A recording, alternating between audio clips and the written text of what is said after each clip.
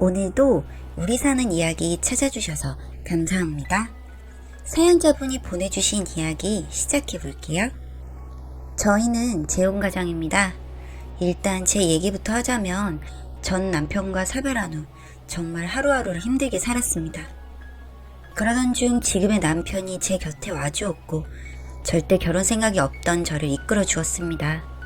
그렇게 이 사람과 결혼을 하게 되었습니다.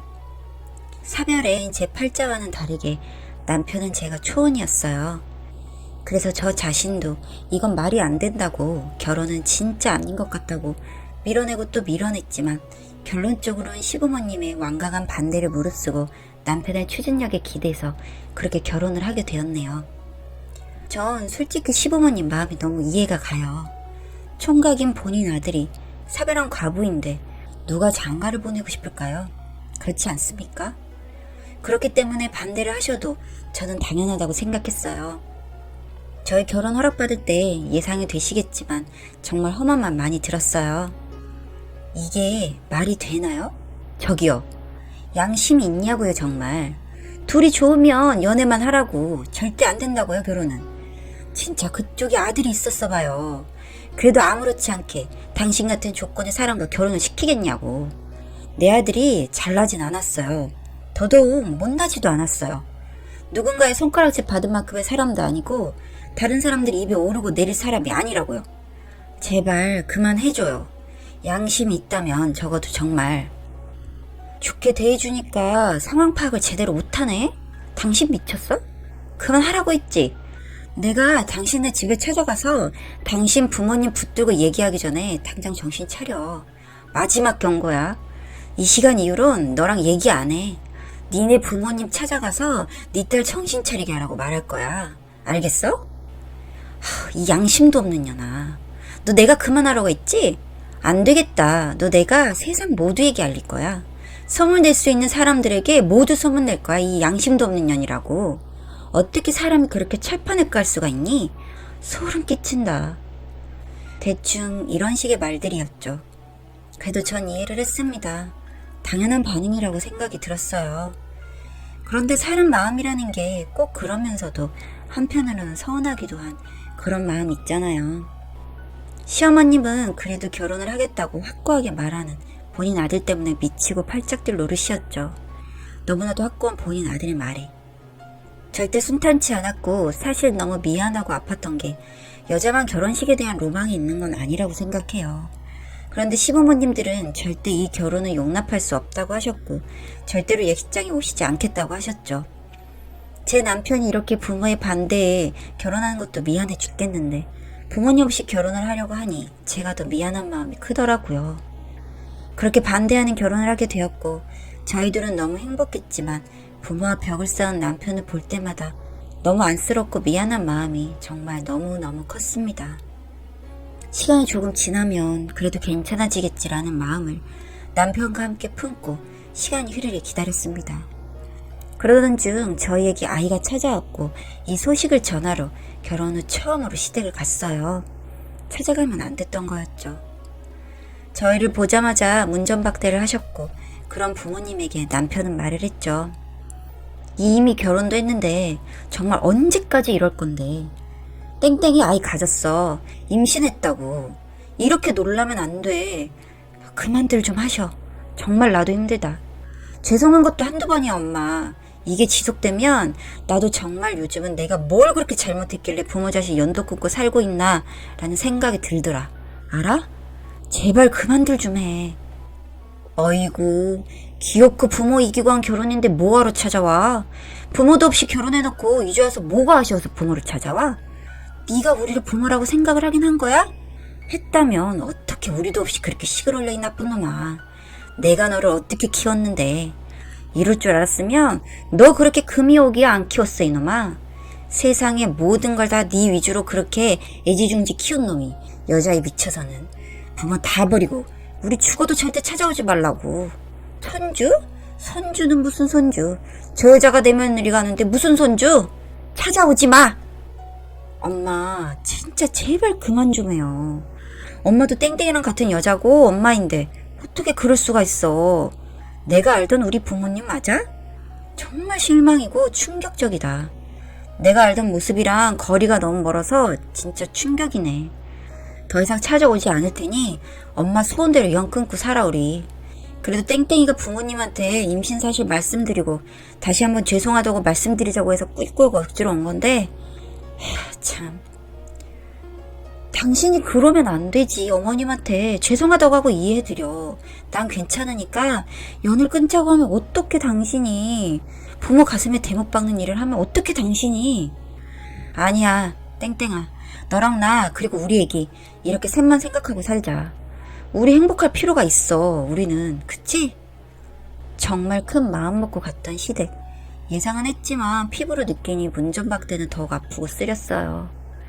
맞벌이를 하다가 임신 후 퇴사를 했어요. 나름 제가 알뜰살뜰 모아둔 돈도 있고 해서 충분히 외벌이로도 먹고 살 수가 있었거든요. 집에서 남편 기다리면서 살림하고 맛있는 밥, 따뜻한 밥 해두고 그렇게 하루하루를 보내고 있었습니다. 그러던 어느 날 갑자기 시어머님이 저희 집을 찾아오신 거예요. 정말 너무 놀라서 말도 안 나왔어요. 아, 어머님, 갑자기 무슨 일이세요? 이때 제가 남편한테 카톡을 했어요. 갑자기 어머님이 오셨다고. 왜냐면 사실 저 혼자 있을 걸 알고 일부러 오신 것 같은데 제가 홀몸이 아니기에 어떤 일이 벌어질지 몰라서 일단 톡을 해뒀습니다. 할 말이 있어서 왔다. 네, 어머니, 따뜻한 차 한 잔 드릴까요? 네가 주는 걸 내가 먹고 싶겠니? 그럼 말씀하세요. 왜? 내가 이렇게 말하니까 기분 나쁘니? 아니요, 그냥 말씀하세요. 싸가지 없는 거 봐라. 니네 부모가 이렇게 가르치던? 내가 너를 무슨 말을 하겠니? 됐고 우리 아들이랑 당장 이혼시킬 거다. 네 사주가 남편 잡아먹는 사주라고 하더라. 네 전남편도 네가 잡아먹어서 그렇게 세상 뜬 거라고 하더라. 그리고 네 뱃속에 네 새끼도 네가 잡아먹을 거라고 하더라. 다른 건 모르겠고 네 새끼가 죽든 말든 내 할 바 아닌데 내 새끼는 내가 챙겨야지. 내 새끼를 잡아먹는다는데 가만둘 부모가 어딨냐? 어떻게든 이혼시킬 테니까 두고 보든 순순히 물러나든 선택해라. 진짜 해도 너무한 거 아니세요? 어쩜 사람의 탈을 쓰고 그러실 수가 있어요? 정말 충격적이라서 말도 안 나오네요. 그동안은 저도 진짜 어머님 아버님 심정 이해해서 충격스러울 거 아니까 최대한 이해하려고 했어요. 그런데 이게 뭡니까? 해도 너무한 거 아니에요? 태어나지도 않는 아이한테 무슨 그런 악담을 하세요? 저도 이제는 더 이상 어머님한테 참을 수 없을 것 같아요. 알아서 하세요. 저희 그냥 찾을 수도 없게 숨을 테니까 잘 찾아보세요. 그리고 오빠 말대로 연 끊는 걸로 아세요. 그래도 부모니까 절대 그건 하지 말라고 말렸는데 그냥 연 끊는 게 좋을 것 같네요. 이런 부모는 저희 오빠한테도 도움이 안 되고 태어날 내 새끼한테도 이런 할머니 할아버지 보여주고 싶지도 않네요. 이렇게 말을 하고 있는 도중 뺨을 여러 차례 맞았고 제 머리채도 자꾸 휘두르셨죠. 홀몸이 아닌 저는 아이가 잘못될까 싶어서 맞기 바빴고 내동댕이 쳐졌네요. 제 몸이. 그걸 남편이 다 지켜봤습니다. 결론은. 저는 급하게 집을 알아봤고 원래 살던 지역에서 아예 벗어나서 다른 타 지역으로 가게 되었어요. 남편 회사도 퇴사를 했고 저희 둘이 작은 가게를 차렸습니다. 원래 가게는 준비 중이었는데 속도를 더 빠르게 하여 남편이 먼저 개업을 했고 제가 살살 도와줬죠. 시댁은 지금 하나뿐인 아들을 잃었고 산모인 저를 폭행했던 죄로 제가 아닌 남편이 신고를 했었거든요. 합의를 끝까지 안 해주다 꽤 큰 합의금을 받았고 그건 가게에 보탰습니다. 합의를 해준 이유는 돈이 필요해서가 아니라 그래도 부모였던 사람의 마지막 예의였고요. 합의를 해주는 조건으로 받은 합의금 말고도 두 번 다시 찾아오지 않은 조건이 있었답니다.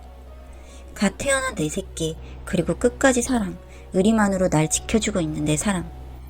내 남편만 있다면 이 세상 그 어떤 것도 무서울 것이 없는 요즘입니다. 시부모님들은 하나뿐인 아들이 잃었기에 피눈물을 흘리면서 하루하루를 살지 않을까 싶어요. 가장 최근에 들었던 소식은 남편 친구 중에 부모님이 서로 친하신 친구가 있는데 그 친구 어머님이 저희 시댁에 자주 가신다고 해요. 그래서 그때도 갔었는데 말이 아닐 정도로 지낸다고 하더라고요. 울기도 엄청 우시고 사실 저희 합의금을 돈도 없는 시부모가 어떻게 감당을 했을까 싶었는데 그 집 팔아서 마련한 돈이었더라고요. 제대로 하나하나 몇 년을 겪어보지 않은 사람이라면 너무한 거 아닌가? 라는 생각이 들 수도 있지만 절대 그렇지 않아요. 산모인 며느리를 폭행한 시어머님, 그뿐이 아니죠. 시댁과 함께했던 그 몇 년의 세월, 두 번 다시 기억나지 않도록 머릿속에서 완벽하게 지워버리고 싶습니다. 너무 아팠던 상처이고 고통이었던 시간이었죠. 그런 제 모습을 바라보는 저희 부모님은 얼마나 더 아프셨을까 싶습니다. 사실 친정에는 맞았다는 얘기를 할 수가 없어서 모든 사실을 말씀드리진 못했어요. 그래도 저희 부모님께 감사한 건 부모와 영 끊어서 마음이 편치 않은 남편을 위해서 정말 친부모님처럼 대해주시는 내 부모님, 정말 친부모처럼 대해주는 남편, 그렇게 행복하게 지내고 있습니다.